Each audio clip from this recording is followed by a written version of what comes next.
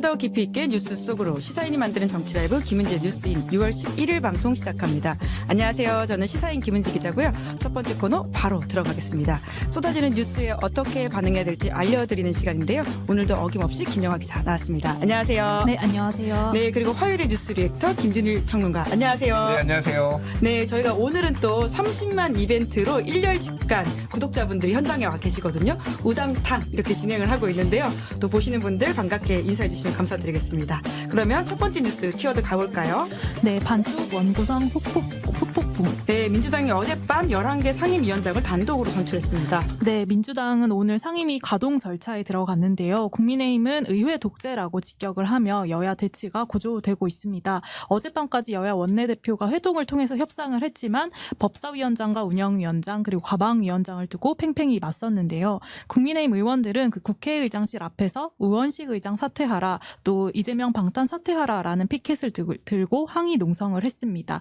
결국 저녁 8시 50분에 열린 본회의에서 정청래 법사위원장, 최민희 과방위원장, 박찬대 운영위원장 등 11개 상임위원장이 야당 단독으로 선출됐습니다. 이 반쪽 원구성에 대한 비판에 대해서 오늘 박찬대 원내대표는 빨리 국회를 열어서 일을 하자는 집권 여당은 봤지만 법을 어겨도 좋으니 일하지 말자는 집권 여당은 한 번도 본 적이 없다면서 이 유례없는 14번의 거부권 행사에도 항의 한 번 하지 않고 오히려 거부권 행사를 건의하는 국민의힘이 관례를 거론할 자격은 없다, 이렇게 비판했는데요. 이 빠른 원구성이 총선 민심을 반영한 것이라는 취지입니다.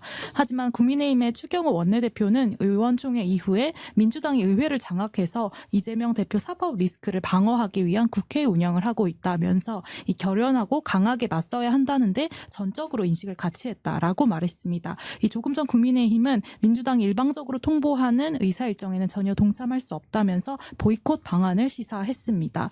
한편 민주당은 최상병 특검법과 방송 3법을 다루는 법사위와 가방위가 이제 곧바로 가동에 들어갔는데요. 정청래 의원과 최민희 의원 모두 이 페이스북에 오늘 1차 회의를 열겠다고 올렸습니다. 이 남은 7개 상임위 구성을 국민의힘 쪽에서 받을지가 이제 변수로 남았는데요.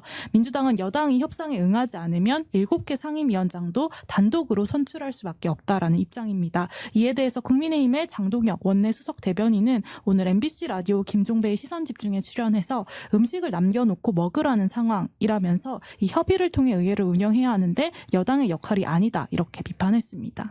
네, 원내 이제 협상 전략이 지금 서서히 드러나서 평가할 만한 시점인 것 같은데요. 김준일 평론가가 보기엔 어떻습니까? 여당은 뺏기는 게 전략인 것 같아요. 뺏기는 게 전략이다. 예. 그 전략 맞나요? 그러니까 그게 농담이 아니라 예. 왜냐하면은 법사위도 못 가져오고 운영위도 못 가져오면은 뭔가 협상을 해서 뭐 11대 7로 나눴을 때 정말로 용산이나 지지자들한테 좋은 소리를 들을 수 있을까? 뭐 이런 생각이 들어요. 그러니까 차라리 그냥 최대한 우리는 노력을 하다가 쟤들이 폭주를 하니 우리가 다 뺏겼다, 이쪽으로 지금 가닥을 잡은 게 아닌가 그렇게 보여요. 뭐 지난번에 4년 전에도 이제 전반기에 그렇게 결국은 그때 김종인 비대위원장이 쟤들 다 갖고 가라고 그래라 뭐 이렇게 이제 하면서 후회할 거다 뭐 이런 식으로 해서 이제 가져간 건데, 그때하고 좀 다른 거는 어쨌든 그때는 민주당의 행정부, 이제 민주당 그러니까 이제 문재인 정부였고 행정부 권력과 입법부 권력을 다 가져간다라는 부담이 있었다라면은 지금은 약간은 좀 다른 것 같아요. 그러니까 윤석열 정부가 좀 행정부 권력을 너무 독주하는 것을 입법부가 강하게 좀 견제를 해야 될 필요성, 이런 거에 대해서 상대적으로 중도층이 좀 더 이제 수긍을 하지 않나 그런 생각이 들고, 몇 개 좀 재밌는 게 이제 우원식 국회의장 사퇴 결의안 통과시켰잖아요. 그렇죠.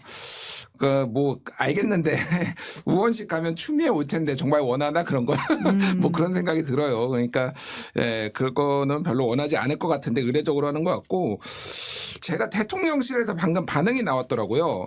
거부권, 대통령의 거부권의 명분이 더 견고해졌다라고 얘기를 하는데, 그러니까 제가 이제 묻고 싶어요. 그러니까 진짜 궁금한데, 그러면은 법사위원장을 국민의힘이 가졌을 때는 왜 거부권 행사하셨는지, 지금은 다 가져가니까 거부권 행사하겠다라고 얘기를 하는데 그때는 그럼 왜 했냐. 그러니까 어차피 거부권 행사할 거 아니냐 뭐 이런 생각이 듭니다. 그냥 좀 강대강으로 좀 부딪힐 것 같은데, 국민의힘이 언제 복귀 타이밍을 가져갈지가 조금 관심이 될 것 같아요. 언제가 좀 될 거라고 보세요? 보이콧을 계속 그러면 하지는 못할 것이다, 이렇게 보시는 건가요? 특검법 이제 통과 최상병? 뭐가 됐든 특검법이죠? 뭐가 됐든 예, 지금 예. 순서대로 통과가 될 거 아니에요. 지금 예. 법사위 이제 오늘 운영 들어가고 그러면은 법안 이제 표결을 해야 되고 제2요구권 저번에도 했지만 그때 표결할 때는 빠지면 안 돼요. 예. 자리에 있어야지 이제 이게 전체 모수에 들어가니까 그때는 어쩔 수 없이 앉아야 되는데 모양새가 되게 이상해질 거예요. 그러면 그것만 하려고 들어왔느냐 욕먹으니 적절한 그게 아마 제 생각에는 한 달 반 정도 걸릴 것 같아요. 지금 뭐 이런 일정을 봤을 때 사실은 뭐 특검법은 이제 맘먹으면은 민주당이 한 2주 만에 통과시킬 수 있거든요, 지금. 왜냐면은 법사위에서 다 하는 건데 법사위원장이 지금 이렇게 돼 있고 뭐 5분의 3이 다 넘기 때문에 그러면은 그거 거부권 행사하고 다시 표결하고 뭐 이러면 한 달 반? 뭐 이 정도니까 그 안에 아마 국회를 복귀할 타이밍을 잡지 않을까 그렇게 예. 보여집니다. 네. 어떤 명분을 들고 올까요? 민주당 입법 독재를 막아야 된다? 더 이상 민생을 외면할 수 없다라고 하겠죠. 한 달 반 사이에. 예. 네. 김준일 평론가의 예측 한번 지켜보겠습니다. 두 번째 뉴스 키워드 넘어가 볼까요? 네, 민주당 당원 당규 개정 논란. 네, 어제 민주당이 최고위원회에서 개정안을 의결했습니다. 네, 민주당이 대선에 출마하려는 당대표의 사퇴 시한에 예외를 둔 당원 당규 개정안을 의결했습니다. 또 여기에는 국회의장단 후보와 원내대표 경선에서 권리당원 투표를 20% 반영하는 이 당원권 강화 조항도 포함이 됐는데요. 그 당직자가 또 부정부패로 혐의로 이제 기소됐을 때 사무총장이 그 직무를 정지시킬 수 있는 당원 80조도 폐지를 하게 됐습니다. 이를 두고 이제 이재명 대표의 연임과 대권 행보에 맞춘 게 아니냐 하는 비판이 나오고 있는데요. 이 당내에서 원조 친명으로 불리는 3선의 김영진 의원이 공개적으로 비판에 나섰습니다. 김 의원은 오늘 CBS 김현정의 뉴스쇼에 출연해서 이재명 대표만을 위해서 민주당이 존재하는 건 아니다. 당의 헌법인 당원 당규를 임의적으로 개정하는 것 자체가 달콤한 사탕 같은 거라서 그런 요구를 하고 있는 강성당원들에게는 좋을 것 같지만 전체적으로 민주당과 이 대표를 멍들게 할 수 있다라는 취지로 우려를 표명했습니다. 이 지방선거 공천까지 다 한 이 대표가 연이어 대선에 나가면 이 특혜를 받는 문제가 생길 수 있어서 공정하지 않다라는 뜻인데요. 어제 저 유튜브에 출연한 박지원 의원도 좀 비슷한 지적을 한 바 있습니다.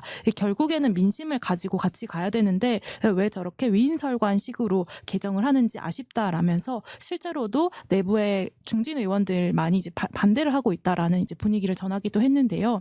이번 당규 개정안은 오는 10일 당무위 의결과 또 17일 중앙위를 거쳐서 최종 확정될 예정입니다. 이에 대해서 국민의힘 안철수 의원은 어제 SNS에 헌법을 개정해서 3선에 연임한 러시아의 푸틴에 비유를 하면서 오로지 이재명 1인을 위한 정당, 이재명의 방탄독으로 전락했다 이렇게 비판했습니다.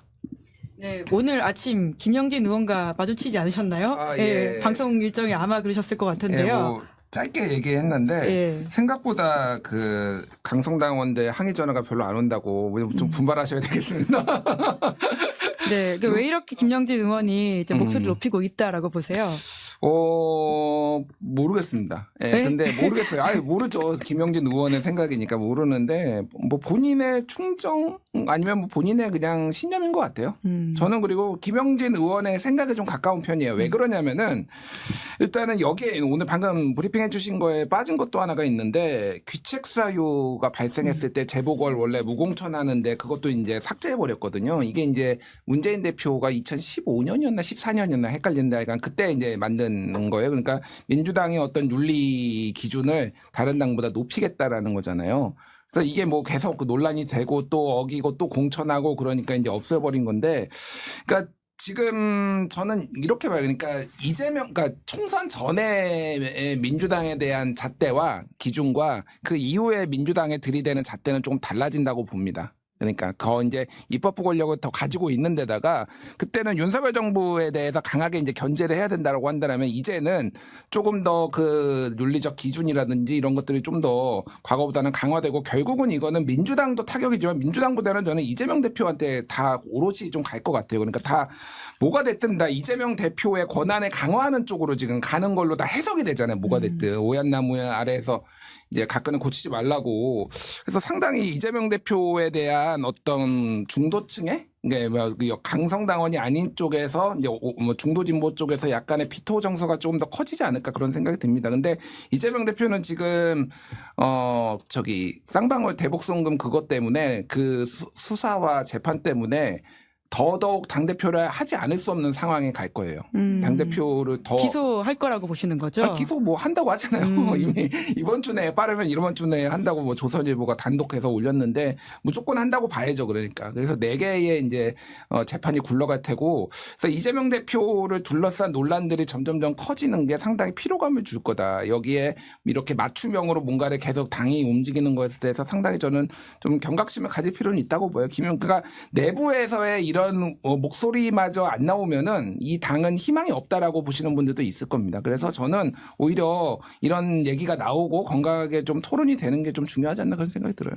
예. 네. 세 번째 뉴스 키워드 넘어가 볼까요? 네, 변호사가 수사하는 이상한 재판. 네, 오늘 박정훈 대령의 5차 공판이 열렸는데 거기서 나온 말이라고요? 네, 박정훈 대령 측의 김규현 변호사가 이 5차 공판을 앞두고 열린 기자회견에서 이렇게 밝혔는데요. 보통 피고인이 유죄라는 것은 이제 검사가 입증을 해야 되는 건데 이 사건은 변호사들이 무죄를 입증하는 이상한 재판이다라고 말했습니다. 이종섭 전 장관과 윤석열 대통령의 통화 내역부터 또 임성근 사단장의 혐의를 적시했다가 사라진 국방부의 조사본부 보고서 이런 이제 수사 외압과 관련된 증거들이 지금 쏟아지고 있는 상황인데요. 오늘 기자회견에 추미애 의원과 이준석 의원 또 조국 대표 등도 함께 했습니다. 이준석 의원은 최상병 특검에 대해 거부권이라는 황당한 수단을 통해서 절차 진행을 막는데 국민의힘이 소수 정당에게 법사위를 배분하는 과거의 판례를 적용하라는 말이 공허한 메아리처럼 들린다 이렇게 지적했습니다. 한편 임성근 전 사단장이 부하들을 선처해달라는 내용의 탄원서를 경찰에 제출한 사실도 어제 알려졌는데요.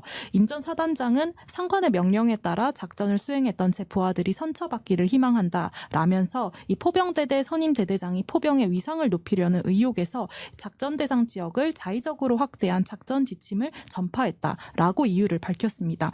사실상 자신이 아닌 부하의 책임을 적시한 것이 아니냐 이런 비판도 나오는데요. 오늘 포 7대대장의 변호인이 반박 입장을 냈습니다. 김경호 변호사는 임성근 사단장은 최상병 순직 사건의 제3자가 아니라 주요 핵심 피해자라면서 자신은 무죄임을 전제로 탄원서를 제출하는 의미라면 법적 책임을 먼저 받으라 이렇게 직격했습니다. 네, 임성근 전 사단장의 탄원서가 화제가 되고 있던데요. 이 내용은 좀 어떻게 보셨습니까? 오늘 그 문화일보가 뭐 단독 보도해가지고 기사 나온 거 보니까 본인에 대해서 무혐의 해달라고 무혐의 종결 의견서를 또 제출하니까 한쪽으로는 탄원서를 우리 부하 직원을 구해주세요라고 하면서 한쪽으로는 나는 죄가 없으니 죄는 밑에 애들이 있으니 무혐의 종결 의견서를 제출을 했단 말이에요. 미쳤나?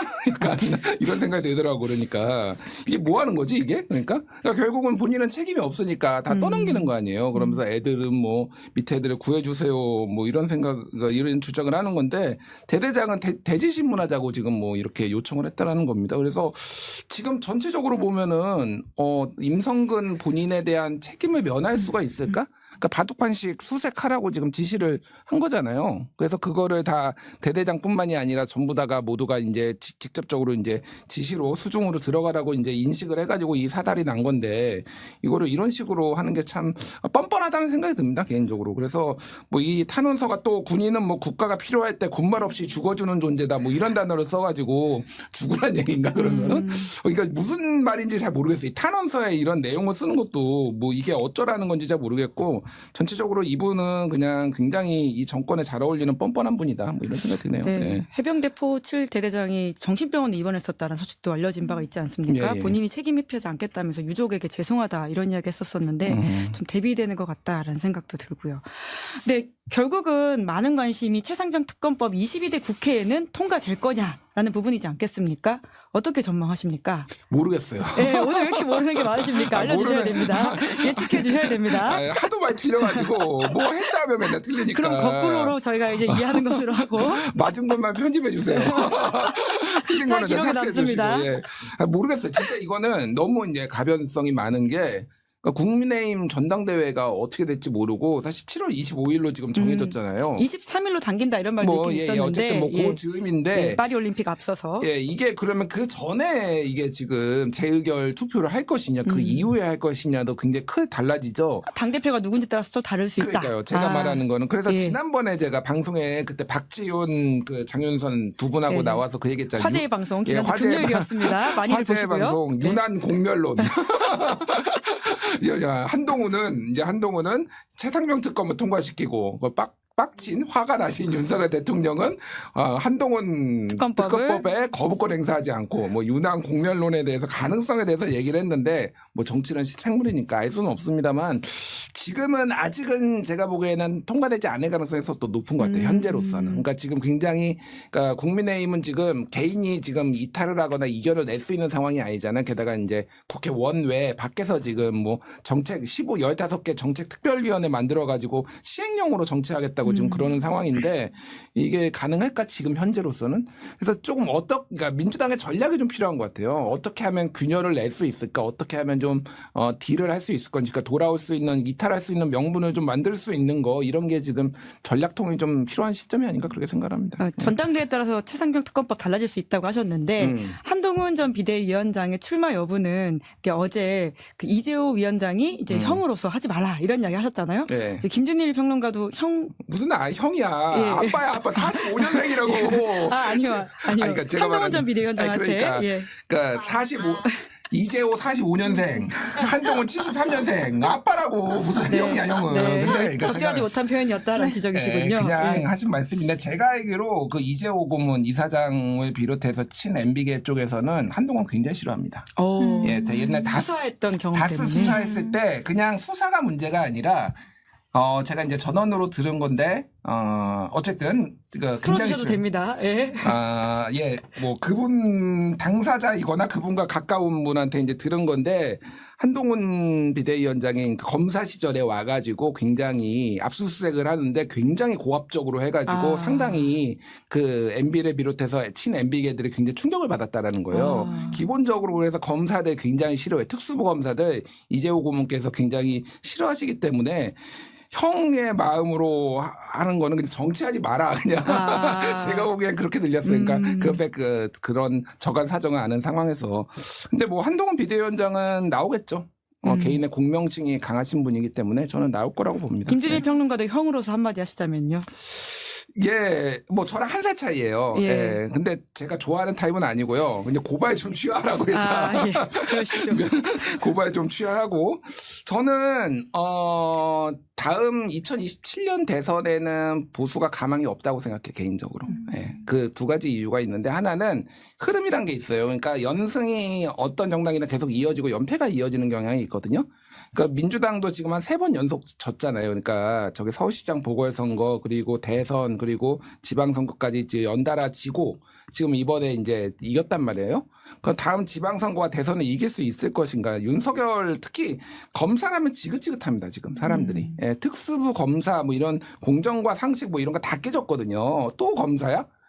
정말로? 그리고 2조 심판론으로 정말로 이거 넘을 수 있어? 차기 대선에 저는 좀 회의적이라고 봐요. 보수도 힘든데 그게 한동훈이라면 더 힘들고 윤석열 그러면은 윤핵 공망이 아니라면은 뭐는 윤석열 대통령하고 차별화를 해야 되는데 어떻게 차별화를 할 수 있을 것인가에 대해서 굉장히 좀 그림이 잘 안 그려져요. 왜냐하면 최고위원들이 아마 따르지 않을 겁니다. 그러면 굉장히 뭐 여러모로 이제 정치적 역경이 있을 거라서 글쎄요, 하여간 저는 안 나오는 게 이번에 맞을 수도 있겠다. 개인적으로 진짜로 충정해서 하는 얘기예요. 저는. 그러면 김준일 형은 고발치하고 안 나오는 게 낫겠다. 이렇게 정리하도록 하겠습니다. 마지막 뉴스 키워드 짧게 정리해 보죠. 네, 명품 백수수 위반 사항 없다. 예, 어제 국민권익위원회가 낸 결론입니다. 네, 청탁금지법상 공직자 등의 배우자를 제재할 규정이 없다는 이유였는데요. 사건 신고가 접수된 게 지난해 12월 19일인데 이 두 차례 시한 연장되다가 반년 만에 나온 결론이라서 논란이 큽니다. 조국 대표와 박지원 의원 등은 국민권익위가 아니라 여사권익위가 됐다 이렇게 꼬집기도 했는데요. 무엇보다 이제 권익위가 반부패 총괄기관이라는 위상을 지닌 만큼 이번 결론이 좀 눈치 보기였다 이런 반발이 좀 쏟아지고 있는 상황입니다. 네, 그래도 이 국민권익의 판단에 대해서 김준일 평론가의 평가를 안 들어볼 수가 없습니다. 이게 작년 12월 19일에 있으니까 사실 60일 플러스 30일에서 90일 안에 결론을 내야 되는 거였고 그러면은 총선 전에 내야 되는데 참 내기는 어렵고 뭐 그러니까 시간을 끌다가 나왔는데 해필이면은 김건희 여사께서 12월 작년 네덜란드 이후에 처음으로 해외 방문을 순방을 나가는 날 딱 냈다. 뭐 여러 가지로 상징성이 있죠. 게다가 에코백 들으셨거든요. 김건희 여사가. 그러니까 저는 정무적 감각이 이게 누가 조언하는 건지 아니면 김건희 여사가 독자판다는 건지 모르겠는데 여기서 에코백 들면은 명품백이 생각나지. 음. 명품백에 대해서 무혐의, 그러니까 종결 처리한 이거에 대해서 생각이 나지. 어우, 우리 김건희 여사가 에코백도 드네. 이렇게 생각이 날 거요. 작년 7월에 뭐 그때도 에코백 그거 들었거든요. 빠이빠이 플라스틱 백. 네, 네. 이거 들었었는데 그러니까 똑같은 거예요. 똑같은 거. 그때 7월에 뭐가 있었냐면은 리투아니아의 명품 매장 그때 쇼핑하고 다닌 거 다음에 갑자기 에코백 들었거든요. 그러면 그 에코백을 보면서 어우, 우리 김건희 여사가 소박하네라고 생각을 했을까? 아니면은 아니 명품 매장 그렇게 찾아다니던 여자가 왜 갑자기 저걸 들고 다녀? 이렇게 생각을 했을까? 모질이들이다. 내가 보기에는 정무적으로 좀 모질이들이 많다. 뭐 이렇게 말하겠습니다. 예. 네, 오늘도 김준일 평론가가 화가 났다라는 결론으로 방송을 났어요. 네, 마무리해야 될 것 같습니다. 6월 11일 뉴스 리액션 여기까지 살펴보겠습니다. 두 분 수고 많으셨습니다. 고맙습니다. 네, 감사합니다. 네, 잠시 후에는 박성재, 장성철 두 분과 함께하는 여의도 박장대소 준비되어 있습니다. 기다리시는 동안 구독, 좋아요, 알림 설정 부탁드리겠습니다. 고맙습니다.